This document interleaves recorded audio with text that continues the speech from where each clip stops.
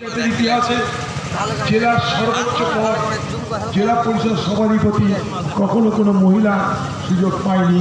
আমরা সেই কাজটা করে সিদ্দিকা বেগমকে সভাধিপতি মুর্শিদাবাদ জেলা পরিচালনা। আমরা ভারতবর্ষের জাতীয় কংগ্রেস পঞ্চায়েতের ভাবনায় বিশ্বাস করি। আমাদের কাছে পঞ্চায়েতের ভাবনা কি? পঞ্চায়েত হচ্ছে মানুষের সরকার, স্থানীয় সরকার। এই সরকারের মালিক স্থানীয় মানুষ, তারা তাদের মতন করে এই পঞ্চায়েত পরিচালনা করবে।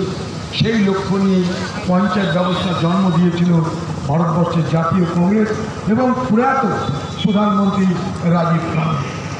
মনে করে দেখুন, রাজীব গান্ধীর স্বপ্ন বাস্তবায়িত করতে গিয়ে আজকের এই আধুনিক পঞ্চায়েত ব্যবস্থা গড়ে উঠল, যেখানে 5 বছর পর পর ভোট করা বাধ্যতামূলক করে দেওয়া হবে।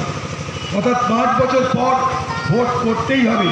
এই সাংবিধানিক বাধ্যবাধকতা এই পঞ্চায়েতের মাধ্যমে আইন করে ভারতবর্ষের কংগ্রেস পার্টি শুরু করেছিল সামাজিক বিপ্লবের এক নতুন যাত্রা।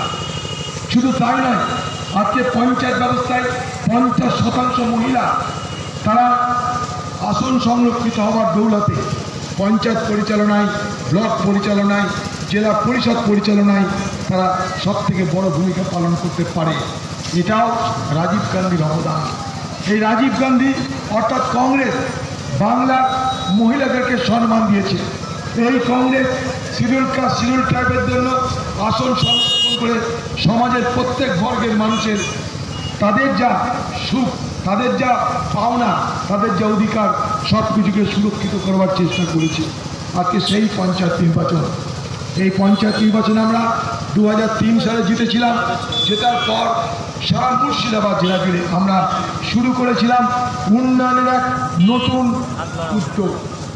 সেই উন্নয়নের তালিকায় আমরা মুর্শিদাবাদ জেলার প্রত্যন্ত এলাকাকে রাস্তার মাধ্যমে সংযুক্তিকরণে সব থেকে বেশি গুরুত্ব দিয়েছিলাম।